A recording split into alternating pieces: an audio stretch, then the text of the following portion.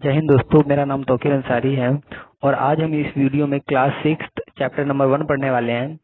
तो इसमें हम जो ये हिस्ट्री की चैप्टर है, हमने देश के नाम तक पढ़ लिया था, मगर हम कनेक्ट कर सको आप अगला चीज, इसीलिए हम दोबारा यहीं से पढ़ेंगे देश के नाम से। तो ये पार्ट 2 होगा। चलो अब हम पढ़ना शुरू करते हैं। अपने देश के लिए हम प्राय इंडिया या भारत जैसे नामों का प्रयोग करते हैं। इंडिया शब्द इंडस से निकला हुआ, जिसे संस्कृत में सिंधु कहा जाता है। तो इंडिया शब्द किससे निकला है? इंडस शब्द से निकला है, जिसे संस्कृत में सिंधु कहा जाता है। अपने एटलस में ईरान और यूनान का पता लगाओ। लगभग 2500 वर्ष पूर्व, 2500 वर्ष पूर्व यानी कि आज से 2500 वर्ष पूर्व उत्तर पश्चिम की ओर से आने वाले ईरानी और यूनानी ने सिंधु, क्या है, सिंधु को इंदोस तथा हिंदूस और इस नदी के पूर्व स्थिर भूमि प्रदेशों को इंडिया कहा। तो समझ में आ गया दोस्तों। इसमें क्या है बच्चों, इसमें बताया गया है कि जो यूनानी और ईरानी लोग थे, ये क्या है, लगभग 2500 यानी कि 2500 वर्ष पहले क्या है, उत्तर पश्चिम के एरिया में आए। और इस एरिया में आने के बाद इन्होंने क्या किया, इन्होंने जो सिंधु नदी थी, सिंधु नदी को इन्होंने दो नामों से पुकारा। एक तो उन्होंने पुकारा हिंदूस और दूसरे नाम से पुकारा इंडूस। ठीक है ना। तो ये दो नामों से इन्होंने सिंधु नदी को पुकारा और इसके जो आसपास की भूमि थी उसको उन्होंने इंडिया कहा। अब ये शब्द भरत, भरत नाम का प्रयोग उत्तर पश्चिम में रहने वाले लोगों की एक समूह के लिए किया जाता था। इस समूह का उल्लेख संस्कृत की प्रारंभिक कृति ऋग्वेद में भी मिलती है। तो भरत शब्द कौन है? भरत, भरत शब्द से क्या निकला है? भारत, भारत हम कहते हैं ना। तो भरत, भरत जो है ये क्या है, ये भरत एक लोगों के समूह को कहते थे भरत, जो कि क्या है, उत्तर पश्चिम में रहा करते थे। बाद में इसका प्रयोग देश के नाम पे होने लग गया। ठीक, आगे पढ़ते हैं। अतीत के बारे में कैसे जाने, ये क्या है, क्वेश्चन दे रहा है, अतीत के बारे में कैसे जाने। अब इसी को इसने नीचे डिफाइन किया है, देखते हैं। अतीत की जानकारी हम कई तरह से प्राप्त कर सकते हैं। इसमें से एक तरीका अतीत में लिखी गई पुस्तकों को ढूंढना और पढ़ना है। तो पहला तरीका क्या है कि अतीत में जो लिखी गई पुस्तकें हैं उसको ढूंढे और पढ़े। ठीक, ये पुस्तकें हाथ से लिखी होने के कारण इन्हें पांडुलिपियां कहा जाएगा। तो पांडुलिपि क्या होती है? पांडुलिपि एक ऐसी एक तरीके से वो है, लिखावट है जो कि क्या, हाथ से लिखी जाती थी। अंग्रेजी में पांडुलिपि के लिए प्रयुक्त होने वाला शब्द मैन्युस्क्रिप्ट शब्द लैटिन शब्द मैनु, जिसका अर्थ हाथ है, से निकला है। तो क्या अंग्रेजी में क्या है, जो पांडुलिपि, इसको हम कहते हैं मैन्युस्क्रिप्ट। मैन्युस्क्रिप्ट, मैन्युस्क्रिप्ट, मैन्यू का मतलब क्या होता है इसमें, मैन्यू, जिसको ये लैटिन भाषा के मैनु शब्द से निकला है। किस शब्द से? मैनु शब्द से निकला है, जिसका अर्थ है हाथ। ठीक, और स्क्रिप्ट का अर्थ क्या होता है? स्क्रिप्ट का अर्थ होता है लिपि। तो ये क्या, हाथ से लिखी जाने वाली एक लिपि है, जिसे हम क्या कहते हैं, पांडुलिपि। ठीक, पांडुलिपि पढ़ा है ताड़ पत्रों अथवा हिमालय क्षेत्र में उगने वाले बुर्ज नामक, क्या ये बुर्ज, बुर्ज क्या है, एक पेड़ का नाम है, बुर्ज नामक छाल के विशेष तरीके से तैयार भोजपत्र पर लिखी मिलती है। तो बुर्ज क्या है, जो भुर्ज है, भुर्ज क्या है, भुर्ज नामक एक पेड़ है, उसकी जो छाल होती है उसके ऊपर ये लिखी जाती है। देखो ये जो है आप देख रहे हो, ये क्या है, पांडुलिपि है। ये क्या है, ये जो देख रहे हो ऐसा लग रहा है क्या ये लकड़ी का है कुछ, उसके ऊपर ये है। तो ये क्या है, लकड़ी की जो खाल होती है ना पेड़ की, उस पे लिखी गई थी ये। ठीक, तो हमें पता चला अतीत के बारे में जानकारी किससे मिलती है? लिखित स्रोत से, जैसे कि पांडुलिपि जो हो गई। इससे हमें क्या, अतीत के बारे में जानकारी मिलती है। पांडुलिपि को इंग्लिश में हम क्या करते हैं, मैन्युस्क्रिप्ट, जो कि किस भाषा से निकली है? लैटिन, लैटिन भाषा के मैनु शब्द से निकला है, जिसका अर्थ होता है हाथ। आगे हम पढ़ते हैं। आगे है, इतने वर्षों में इनमें से कई पांडुलिपियों को कीड़े ने खा लिया और तथा कुछ नष्ट हो गए। तो पांडुलिपि क्या है? पांडुलिपि तो भाई जो लकड़ियों पे लिखी जाती है, तो लकड़ियों पे दीमक लग जाते हैं ना, तो कुछ तो भाई दीमक यानी कि कीड़े मकोड़े खा गए होंगे, दीमक वीमक। ठीक, और कुछ क्या होते हैं, कुछ तो नष्ट हो गई, क्योंकि भाई लखे लखे लकड़ी क्या होती है, कभी देखते हैं अजीब सी लगने लग जाती है, तो वही कुछ नष्ट हो गई। फिर भी ऐसी कई पांडुलिपि आज भी उपलब्ध है। जो ये पांडुलिपियां मंदिरों और विहारों में प्राप्त होती है। तो पांडुलिपियां कहाँ लिखी गई थी? मंदिरों और विहारों, मंदिरों और विहारों में जो रखी गई पांडुलिपियां वो आज भी बची, क्योंकि उसको सुरक्षित तरीके से रखा गया था। इन पुस्तकों में धार्मिक मान्यताओं में व्यवहारों, राजाओं के जीवन, औषधि तथा विज्ञान आदि सभी प्रकार के विषयों पर चर्चा मिलती है। तो जो ये पांडुलिपियां है, पांडुलिपियां में क्या क्या है, पांडुलिपियां में हमें राजा के बारे में, राजा की जीवन शैली की, भाई राजा ने कितने युद्ध लड़े, कैसे रहता था और कितने युद्ध उसने जीते, उन सब के बारे में, औषधि के बारे में, औषधि मतलब कि मेडिसिन जो होता है इन सब के बारे में जानकारी मिलती है, विज्ञान के बारे में, इन सब के बारे में जानकारी मिलती है। इसके अतिरिक्त हमारे यहाँ महाकाव्य, कविताएं तथा नाटक भी है। इनमें से कई संस्कृति में लिखी हुई मिलती है। संस्कृत क्या है, कुछ तो जो पांडुलिपियां हैं ये क्या है, महाकाव्य, ये क्या है, संस्कृत भाषाओं में लिखी हुई मिलती है, जबकि अन्य प्राकृतिक और तमिल में है। प्राकृतिक भाषा का प्रयोग आम लोग करते थे। प्राकृतिक भाषा, प्राकृतिक भाषा क्या, प्राचीन भाषा है प्राकृतिक भाषा। जब बौद्ध धर्म का विकास हुआ, जैन धर्म का विकास हुआ, तब क्या थे, प्राकृतिक भाषा बोली जाती थी उस वक्त, ठीक ना। तो प्राकृतिक भाषा क्या है, प्राकृतिक भाषा एक ऐसी भाषा है जो कि प्राचीन भाषा है, जैसे कि आज हिंदी है, इसी प्रकार प्राकृतिक भाषा क्या है, पहले बोली जाती थी। हम अभिलेखों का भी अध्ययन करते हैं। अभिलेख, अभिलेख और ऊपर पांडुलिपि था, नीचे अभिलेख था। अभिलेख क्या होता है, अभिलेख मोटे पत्थरों पर या फिर किसी ठोस चीज पे लिखी जाती है अभिलेख।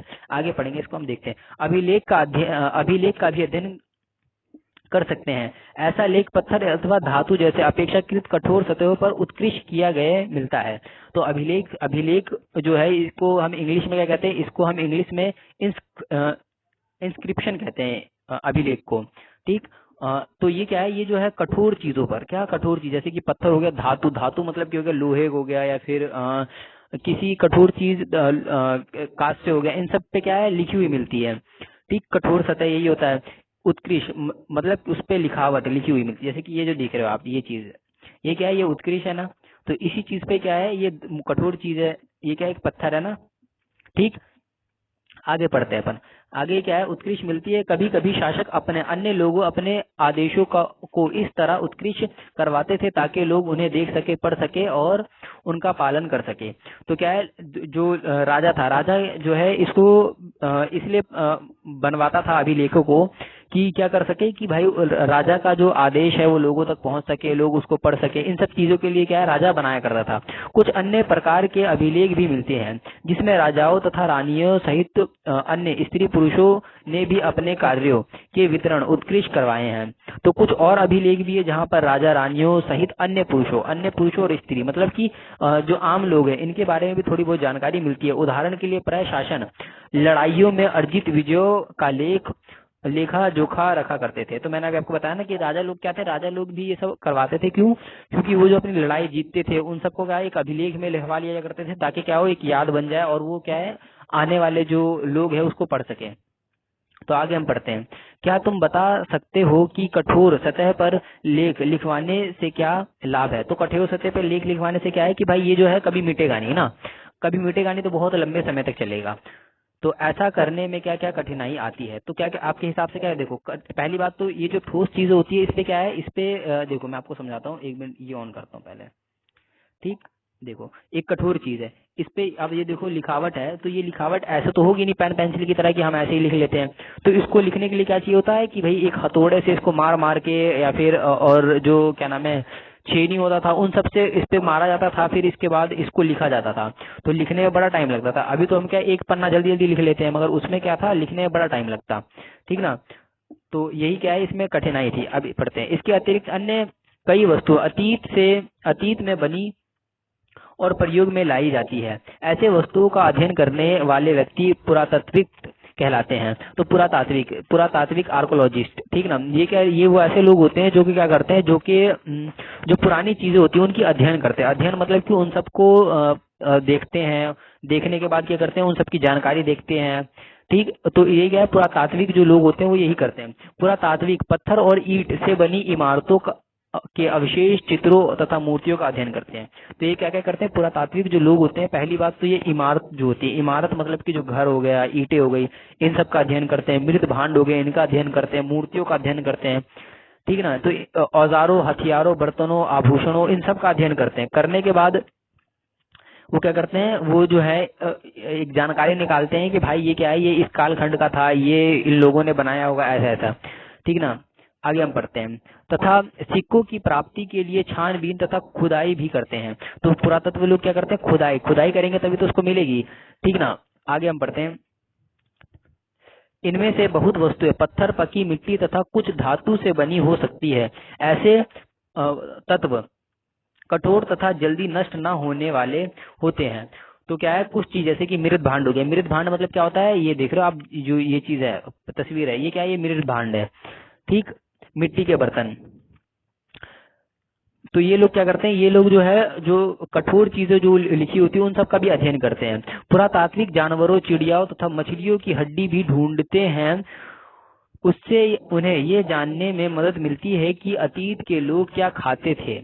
जैसे कि क्या है कि अतीत के लोग क्या खाते थे, इन सब का क्या इसलिए ये अध्ययन करते थे कि चीज से कि भाई वो क्या क्या खाते हैं। तो जैसे कोई व्यक्ति मान लो कि मीट खाता है, तो वो क्या करता है, मीट खा लेता है और हड्डी क्या है फेंक देता है। अब वो हड्डी क्या है, जमीन के नीचे धंस जाती है। तो लोग क्या है, वो उस सब का अध्ययन करते हैं कि भाई क्या क्या खाते होंगे, कैसा होगा। ठीक ना, यही सब का क्या है, पुरातात्विक लोग किस किस चीजों का अध्ययन करते हैं, मिट्टी के बर्तनों का अध्ययन करते हैं, वस्तुओं का अध्ययन करते हैं, इमारतों का अध्ययन करते हैं, चित्रकलाओं का अध्ययन करते हैं, सिक्कों का अध्ययन करते हैं। ठीक ना, तो इन सब का अध्ययन करके ये लोग जानकारी इकट्ठा करते हैं। वनस्पति के अवशेष बहुत मुश्किल से बच पाते हैं। यदि अन्य के दाने अथवा लकड़ी के टुकड़े जल जाते हैं तो वह जले हुए रूप में बचे रहते हैं। तो ये तो हमने पढ़ा। ठीक, आगे पढ़ते हैं। क्या पुरातात्विक को बहुधा कपड़ों के अवशेष मिलते हैं? तो ये क्वेश्चन है, क्या पुरातात्विक कपड़ों के भी अवशेष मिलते हैं? तो कहीं कहीं पे कपड़ों के अवशेष मिलते हैं, कहीं पे नहीं मिलते। पढ़ते हैं, आगे देखते हैं। पांडुलिपियां अभिलेखों तथा पुरातात्विक के ज्ञान जानकारी के लिए इतिहासकार प्राय स्रोत शब्द का प्रयोग करते हैं। स्रोत क्या होता है? स्रोत एक ऐसी शब्द, ये शब्द का प्रयोग करते हैं इसलिए जब पुरातात्विक को कोई चीज मिलती है तो वो ये नहीं कहते कि हमें क्या हड्डी मिली, हमें कुछ मिला, हमें ये कपड़ा मिला, ऐसा कुछ नहीं कहते। वो कहते हैं कि हमें एक स्रोत मिला, इससे स्रोत से हमें पता चलता है। ठीक, तो क्या है, किसी कोई भी चीज पुरातात्विक को मिलता है तो वो कहते हैं ये क्या है, ये एक स्रोत है। इतिहासकार उन्हें कहते हैं जो अतीत का अध्ययन करते हैं। इतिहासकार, एक होता है इतिहास। इतिहास क्या होता है? इतिहास मतलब अतीत का क्रमबद्ध तरीके से अध्ययन करना, उसे हम क्या कहते हैं, इतिहास कह देते हैं। ठीक, बीते हुए बातों का क्रमबद्ध तरीके से अध्ययन करना। जैसे कि पहले क्या होता है, हम छठी पढ़ते हैं, सातवीं पढ़ते हैं, आठवीं पढ़ते हैं, तो इसी प्रकार अतीत का क्रमबद्ध तरीके से क्या करना, अध्ययन करना क्या कहलाता है? अध्ययन करना एक हमें इतिहास कहलाता है। अब पढ़ते हैं, जो अतीत का अध्ययन करते हैं। इतिहासकार कौन होता है? जो अतीत का अध्ययन करता है। स्रोत से प्राप्त होते ही अतीत के बारे में पढ़ना बहुत रोचक हो जाता है, क्योंकि इन स्रोतों की सहायता से हम धीरे धीरे अतीत के पुनर्निर्मित करते जाते हैं। अतः इतिहासकार तथा पुरातत्व उन जासूसों की तरह है जो इस सभी स्रोतों का प्रयोग सुराग के रूप में करते हैं, अतीत को जानने का प्रयास करते हैं। तो समझ में आया? तो इतिहासकार और पुरातत्व कौन होते हैं? जो कि क्या करते हैं, इतिहासकार। इतिहासकार तो ऐसा व्यक्ति जो क्या करता है, इतिहास का अध्ययन करता है। पुरातात्विक ऐसा व्यक्ति जो होता है जो कि पुरानी चीजों का अध्ययन करता है। और ये सब मिलके क्या करते हैं, ये सब जो मिलकर हमें इतिहास के बारे में जानकारी देते हैं कि भाई इतिहास में ये चीज हुआ होगा, ये चीज था। अब आता है अतीत एक या अनेक। अतीत एक या अनेक, ये क्या एक शीर्षक है। आप देखते हैं क्वेश्चन है, क्या तुमने इस पुस्तक के शीर्षक हमारे अतीत पर ध्यान दिया? यहाँ अतीत शब्द का प्रयोग बहुवचन के रूप में किया गया है। ऐसा इस तथ्य, क्या लिख रखा है, ऐसा इस तथ्य की ओर ध्यान दिलाने के लिए किया गया है कि अलग अलग समूह के लोगों के लिए इस अतीत के अलग अलग मायने थे। उदाहरण के लिए पशुपालक अथवा कृषकों का जीवन राजाओं तथा रानियों के जीवन से तथा व्यापारियों के जीवन शिल्पकारों के जीवन से बहुत भिन्न था। तो सब क्या है कि अतीत क्या है, सबके लिए अलग अलग है। जैसे कि कोई व्यक्ति राजाओं का जीवन हो गया, इसके बाद रानी का जीवन हो गया, पशुपालक का जीवन हो गया, कृषक मैंने कल आपको बताया था, कृषक हम कहते हैं किसानों को। ठीक है ना, जो खेती बाड़ी करते हैं उसे हम कहते हैं कृषक। तो कृषकों का भी जीवन क्या है, राजा रानियों से अलग हुआ करता था। शिल्पकार जो कि क्या करते हैं, मिट्टी विट्टी के बर्तन हो गए, वो सब चीजें बनाते हैं, उनका भी जीवन अलग अलग तरीके से होता है। जैसे कि आज भी हम देखते हैं, उस समय भी देश के अलग अलग हिस्सों में लोग अलग अलग व्यापारों और रीति रिवाजों का पालन करते थे। जैसे कि आज क्या, आज जो है मोमडन समुदाय के लोग क्या करते हैं, वो अपनी नमाज पढ़ते हैं। वही सनातन समुदाय के लोग क्या करते हैं, वो जो है पूजा पाठ करते हैं। वही जैन समुदाय के लोग वो कुछ और करते होंगे। ठीक है ना, इसी प्रकार जो लोग हैं वो अलग अलग चीज उस वक्त भी करते होंगे। उदाहरण के लिए आज अंडमान द्वीप के अधिकांश लोग, अंडमान द्वीप क्या है, अंडमान द्वीप जो है भारत का जो निचली जो एक द्वीप है। जैसे कि एक तस्वीर होगी ऊपर, मैं आपको दिखाता हूँ, रुकिए। ये कहाँ गया, कल मैंने आपको बताया भी था इसमें, जहाँ पर वो था, ये है अपना अंडमान निकोबार। एक मिनट पेंसिल ऑन करता हूँ अपना, हो गया। देखो ये जो द्वीप है ना, ये है अंडमान निकोबार, ठीक ना। तो यही इसी के बारे में ये नीचे बात कर रहा है। ठीक दोस्तों, आगे हम पढ़ते हैं। तो यही कि अंडमान निकोबार है। ये क्या कह रहा था, नीचे देखते हैं एक बार।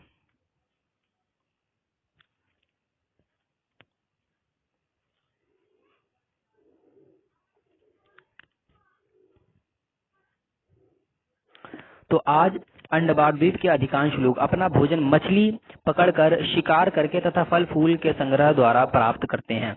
तो अंडमान निकोबार के जो लोग हैं, अंडमान निकोबार मैंने अभी आपको दिखाया, अंडमान निकोबार के जो लोग हैं वो क्या करते हैं, वो जो लोग हैं वो मछलियां पकड़ते हैं, शिकार करते हैं, फल फूल का संग्रह, संग्रह मतलब इकट्ठा करना, इकट्ठा करते हैं, ठीक ना। इसके विपरीत शहर में रहने वाले लोग खाद्य आपूर्ति के लिए अन्य व्यक्तियों पर निर्भर रहते हैं। देखो खाद्य, जो हम शहर में रहते हैं, मान लो कि कोई व्यक्ति दिल्ली में रहता है, तो दिल्ली में क्या है, दिल्ली में तो फसल उगाता नहीं है, तो वो क्या है, जो ग्रामीण क्षेत्र है, ग्रामीण मतलब जो गांव का एरिया है, वहां के लोग फसल उगाते हैं, तो वो उन पर निर्भर रहते हैं, मतलब कि वो क्या, उन पर डिपेंड रहते हैं। इस तरह से भेद अतीत में भी विद्वान है, अर्थात जो अतीत सब लोगों का अलग अलग अतीत है, जैसे कि जो रानियों राजाओं का अलग अतीत है, शिल्पकारों का अलग है, कृषियों का अलग है, जो आदिवासी लोग हैं उनका अलग है। इसके अतिरिक्त एक अन्य तरह का भेद है, उस समय शासक अपनी अपनी विजयों का लेखा जोखा रखते थे। यही कारण है कि हम शासकों तथा उनके द्वारा लड़ी लड़ाइयों, ये देख रहे हो, लड़ी लड़ाइयों वाली लड़ाइयों के बारे में काफी कुछ जानते हैं, जबकि शिकारी, मछुआरे, संग्राहक, कृषि तथा पशुपालक जैसे आम आदमियों अपने कार्यों का लेखा नहीं रखते थे। पुरातत्व की सहायता से हमें उनके जीवन को जानने में मदद मिलती है, हालांकि अभी भी इनके बारे में बहुत कुछ जानना शेष है। शेष मतलब क्या है, अभी बचा हुआ है। तो क्या है, जो मतलब कि राजा रानी के जो थे वो क्या थे, अब वो तो लड़ाइयों वड़ाइयों का वो लिख लेते थे, जिसके कारण हमें उनके बारे में पता चल जाता है, मगर जो जीवन, जो छोटे छोटे व्यापारी थे, इन सब के बारे में हम नहीं पता लगा पाते। अब आता है तिथि का मतलब, तिथि तिथि जिसे हम इंग्लिश में कहते हैं डेट। तिथि मतलब क्या होता है, डेट, तारीख। पढ़ते हैं, अगर कोई तुमसे तिथि के विषय में पूछे तो शायद उस दिन की तारीख, माह, वर्ष, जैसे कि 2000 या इसी तरह का कोई और वर्ष बताओगे। वर्ष की गणना ईसा धर्म प्रवर्तक ईसा मसीह के जन्म की तिथि से की जाती है। देखो आपको मैं समझाता हूँ, ये देखो, पहले मैं ये ले लेता हूँ इसको समझाने के लिए। देखो ये मान लो कि ये ईसा मसीह के जो जन्म है, ये ईसा मसीह का जन्म हुआ, ठीक। ईसा मसीह के जन्म से इस तरफ की जो तारीखें हैं उसको हम क्या कर देते हैं, उसको हम कहते हैं बीसी, बीसी या फिर इसे हम कहते हैं ईसा पूर्व, ठीक। और ईसा मसीह के इस जन्म के इस तरफ यानी कि आगे की तरफ, ये प्लस कह दो, ये माइनस कह दो, ठीक। ये माइनस की तरफ और ये प्लस की तरफ जो तारीखें हैं, तो इसे हम कहते हैं, जो हम इसे कहते हैं एनोडोमनी यानी कि एडी, ठीक। या फिर कहते हैं हम ईसा पूर्व, ये हो गया यानी कि ईसा के जन्म से पहले, ईसा पूर्व ईसा के जन्म से पहले, और ये ईसा के जन्म के बाद यानी कि एडी, एडी, ठीक, या ईसवी, ठीक। इसको यूं कर देते हैं, इसको यूं कर देते हैं, इसको यूं कर देते हैं, बस, ठीक ना। तो यही अंतर है, आगे मैं आपको और समझा दूंगा थोड़ा। अगर कोई तुमसे तिथि के विषय में पूछता है, तिथि मतलब तारीख के विषय में पूछता है, तो हम क्या कहते हैं, हम उससे कोई भी डेट दे देंगे जिसमें महीना होगा, वर्ष होगा और तारीख होगी उस दिन का, ठीक ना। इसी तरह कोई व्यक्ति वर्ष वर्ष मतलब बताएगा। वर्ष की गणना ईसा धर्म प्रवर्तक ईसा मसीह के जन्म की तिथि से मानी जाती है, ठीक। जो ईसा मसीह का जो जन्म है, मतलब कि जो जन्म हुआ उसको हम एक मान लेते हैं।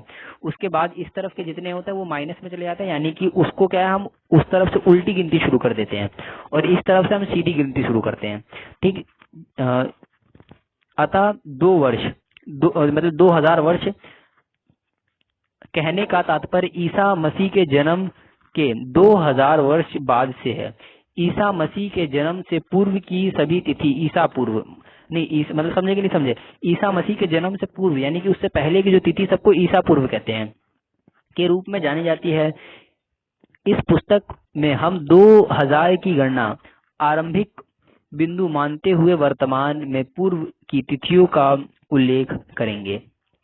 ठीक, तो ये मैंने आपको बता दिया, यही था इसके अंदर। अगर आपको नहीं समझ में आया, एक बार और बताता हूँ मैं आपको, क्योंकि आपको जल्दी समझ में नहीं आ पाएगा, मुझे पता है। देखो, जो ईसा मसीह के जन्म का ये वाला तारीख था, ठीक, ये जो है इसको हम मान लेते हैं एक। इस तरफ से क्या है, इस तरफ से उल्टी गिनती चलती है, और इस तरफ का जो एरिया, इस तरफ सीधी गिनती चलती है। जैसे कि ये क्या है, ये जो है ये चलेगा ऐसे 1 2 3 4, और ये चलेगा कैसे 1 2 3 4 4 5। ठीक, देखो जैसे कि कहा जाएगा इसमें कौन सा बड़ा है, इसमें एक बड़ा होगा, क्यों, क्योंकि ये ईसा पूर्व है। देखो क्योंकि ये ईसा मसीह के जन्म से इतना ही करीब है, इसे हम कहेंगे 1 ईसा पूर्व। ठीक, और ये क्या हो जाएगा, ये हो जाएगा 4 ईसा पूर्व। 4 ईसा पूर्व यानी कि ईसा मसीह के जन्म के 4, यानी कि 400 मान लो या 4000 मान लो, ठीक, ईसा पूर्व पहले। और ये क्या है, इसमें कहना ये है कि, ठीक, मतलब कि ईसा पूर्व मतलब ईसा मसीह के जन्म से पहले, जिसे हम क्या कहते हैं बीसी। बीसी मतलब बिफोर क्रिश्चियन, बिफोर मतलब होता है पहले, क्रिश्चियन मतलब मान लो क्रिश्चियन धर्म के जो वो थे धर्म गुरु, जिसने क्या क्या धर्म बनाया क्रिश्चियन। और वही जो एडी है, एनोडोमनी का मतलब क्या है, ईसा मसीह के जन्म के बाद, यानी कि ईसा मसीह के जन्म के बाद। जैसे कि आज है 2000 कितना है, आज है 2000 कितना, मान लो 2017 मान लेते हैं, तो 2017 ईसा मसीह के जन्म से कितने साल पहले, 2017, इसे हम कहेंगे 2017 ईस्वी। ठीक, और इससे ही अगर हम थोड़ा और आगे करें, क्या करते हैं, हम करते हैं कि भाई ये अगर हम कहें, नहीं समझे, अगर हम क्या कहें, अगर हम कहें बीसी मतलब ईसा मसीह से पहले, और एडी मतलब ईसा मसीह के जन्म के बाद। ठीक दोस्तों, तो आज ये चैप्टर आपका समाप्त हो गया। आगे हम जो पढ़ेंगे वो अगला चैप्टर पढ़ेंगे। ठीक, तो थैंक्स फॉर वॉचिंग।